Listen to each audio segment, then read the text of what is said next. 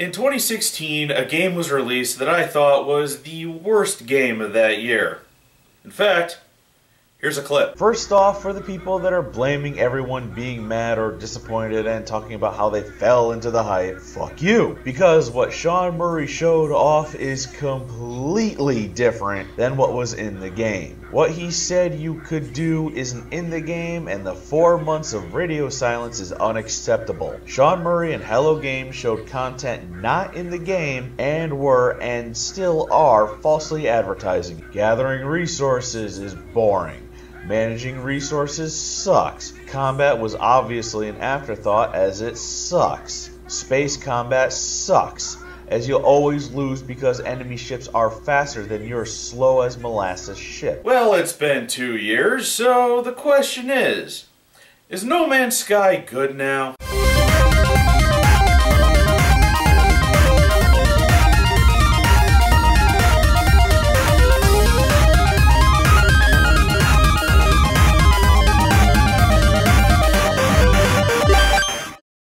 Nope, not at all.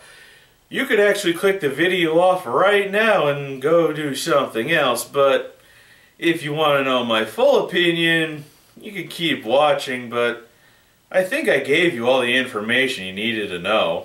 Everyone knows the story. Sean Murray went on tour advertising No Man's Sky, said yes to every single question he was asked, and showed off versions of the game that didn't actually exist at the time, and so far don't really seem to exist at all. The game came out, people were pissed, Sony rightfully threw Sean Murray under the metaphorical bus, too bad not a literal one, and then Hello Games went on to, finish the game. Well, try anyway. Recently they released a patch, the next patch. A very big one which took the original 2.6 gigs that the game was and ballooned it to a whopping 7.8 in size. Not much of a balloon, 5.2 gigs, but hey, I'll take if it adds some significant playability and quality of life changes. The biggest update to the game is that they finally added multiplayer to it. Yes, you can now play with other people, and because of that, you now have character models, so you can go into the third person now. But your character is still just a dude in a spacesuit. You can't customize the look of your character at all. I've heard that you could change the look of your suit, but I haven't figured out how. But I don't have much of an interest in that. I'd prefer if you could make a customized character. The visuals are much more updated. There's more foliage and the grass looks better. More planets have grass and the fauna is a lot more varied instead of mostly being all the same. I do have issues with frame rate drops that I didn't have before, but I think the added visuals just aren't optimized that well, because I can run more graphically intense games better. You don't get that fade in effect where stuff in the distance just fades into your field of view as much as you did as the initial release.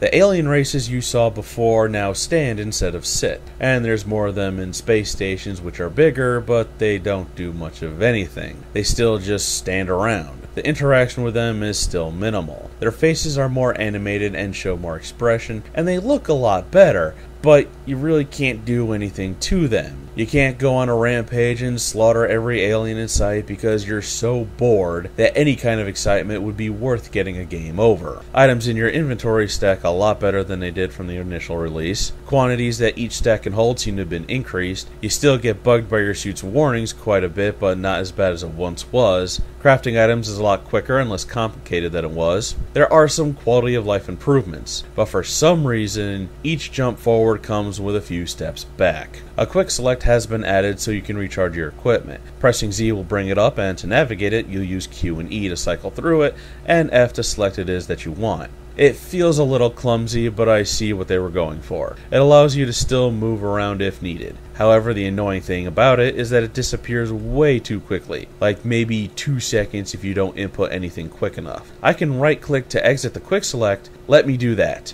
Don't auto-close it just because I'm deciding what it is I need to do or want to do. I've come across a couple of game-breaking bugs that frustrated me to no end and required me to close the game in Task Manager and then reopen it. The first time was that I couldn't access my inventory at all. It's the tab key, but it wouldn't do it, and I couldn't even use escape to exit the game, but I could still walk, run, jump, and shoot. If it wasn't WASD or space, the game wouldn't respond. The next one was that the game wouldn't reload my gun even though I had ammunition. The game would show the reload progress bar, the gun reload animation would play, only for the gun to be lowered and the timing bar to disappear. No matter how many times I tried to reload, it always glitched and failed. I also had to reload my previous save due to landing on a planet with heat storms that occurred every 90 seconds. Aggressive as hell sentinels that would attack on site even if I was doing absolutely nothing, and no launch fuel so I couldn't get off the planet, and there were no resources I could mine without being killed almost instantly, either by sentinels or boiling rain. Hostile sentinels I can understand and avoid, but boiling rain every 90 seconds?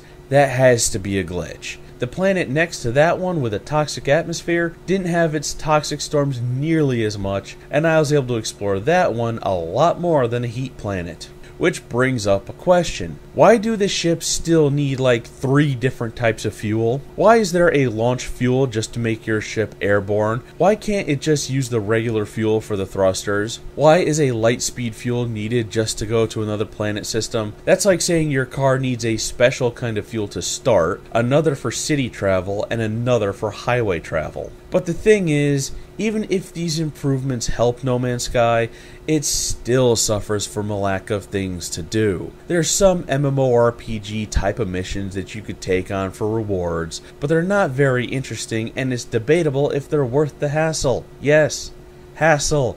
Because some have you needing to go to another planet to collect a resource as it's not on the planet you're currently on. Or you have to go search for animals to kill that aren't even in the vicinity, requiring you to look for needles in a haystack. You still go from massive planet to collect resources, craft them into stuff, and that's all there is to it. On occasion you get bothered to do the Atlas quest, which is still kinda meh, and the fact that you still have to learn the languages of the different races one word at a time is still a pain in the ass. The ships are still as slow as molasses in January. I found a distress beacon and thought, okay, added content, this should be good. I fly for an entire hour at full speed just to get to a crashed cargo ship that has nothing I want and is slower than my ship. The issue of planets and star systems being too big is still an issue. You spend so much time going from point A to point B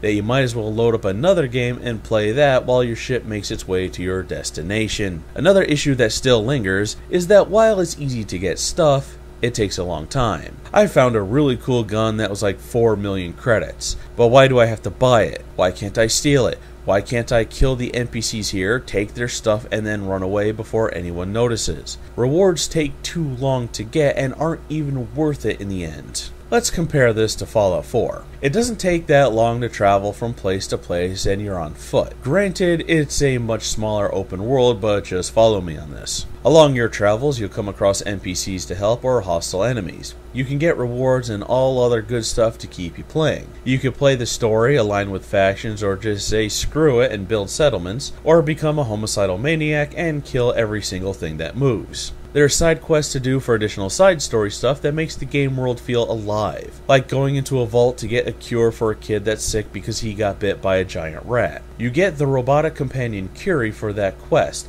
and eventually you can help Curie become human, or at least close enough to it, the longer she's with you as a companion, and then you can romance her. That's the kind of stuff I like. That's what I'm talking about when it comes to content that's worth something that keeps me as a player engaged. No Man's Sky, on the other hand, due to there being so much distance between points of interest and minimal interaction with NPCs, friendly or hostile, it's just boring at this point. You can't play in a way that you want to play.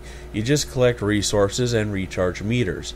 It feels like a chore, and any reward that you get is just so you can do more chores. I'm sure there's some No Man's Sky fanboy right now frothing at the mouth, saying that I'm playing the game wrong or something like that. Well, How can I be playing the game correctly when the game does a horrible job of telling me how to play? When I loaded up the game and landed on the Hell planet with no launch fuel, it didn't tell me that the element for the launch fuel changed, because they removed the original fuel, plutonium, from the game with the next patch, and they didn't even have the common courtesy to replace all the plutonium that I had with the element that replaced it, which is, I think, dihydrogen something. The game didn't tell me how to build a base, and a bunch of other information I had to look up using a guide. As previously mentioned, due to the game's bugs, where it wouldn't tell me jack squat because old tips would linger on screen and wouldn't go away, preventing new tips from popping up or just nothing happening. Because of this, I had a much worse experience with No Man's Sky than I did when it was first released. And if you're one of those people that's probably typing in the comments now, saying, well, I didn't have those problems, I didn't run into any glitches, the game ran fine for me, please, I want you, right now, to explain your logic on how your experience is supposed to help my experience. So many times you see people commenting how they didn't have any problems with bugs or glitches or the game always ran fine for them. But I cannot base a review based on your experience, because I'm not in your body to experience that. I can only make a review based on my experience. Unfortunately, that's just how it is. No Man's Sky is still a good experiment to see what you can create with procedural generation, but it sucks as a game. They could have just cut the game down to one solar system and had smaller planets, or at least make the ships a lot faster, so this way it would cut down on all that boring traveling. If everything was closer together and the planets were smaller so that most of your time wasn't spent traveling, then I'd be more inclined to actually do things, to actually seek things out. But it's all monotonous.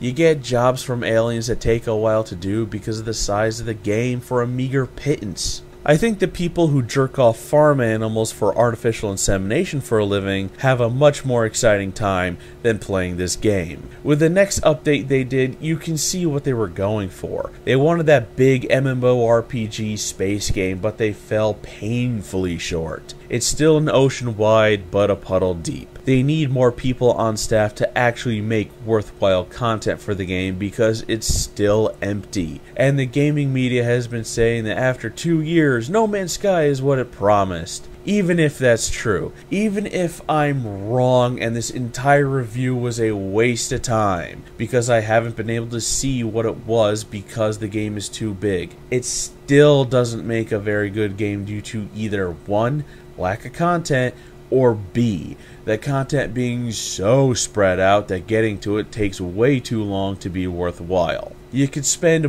multiple hours in the game and not even do anything productive. Minecraft's procedurally generated areas are better because you can mine from anywhere and come across some really cool areas, like underground lava flows, caverns that have monsters you can fight, and underground waterfalls. And you'll find crafting materials like gold and diamonds. It's just a more rewarding experience when you explore, and that's what No Man's Sky lacks. Something, anything that would feel remotely rewarding. No Man's Sky may be better now, but only slightly.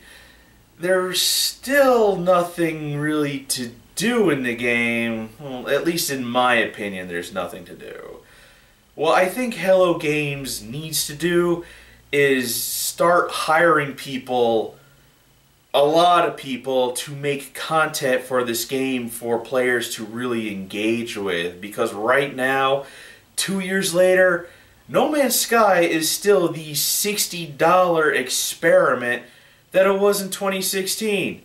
And yeah, they're still charging $60 for it, and it's still not worth that much.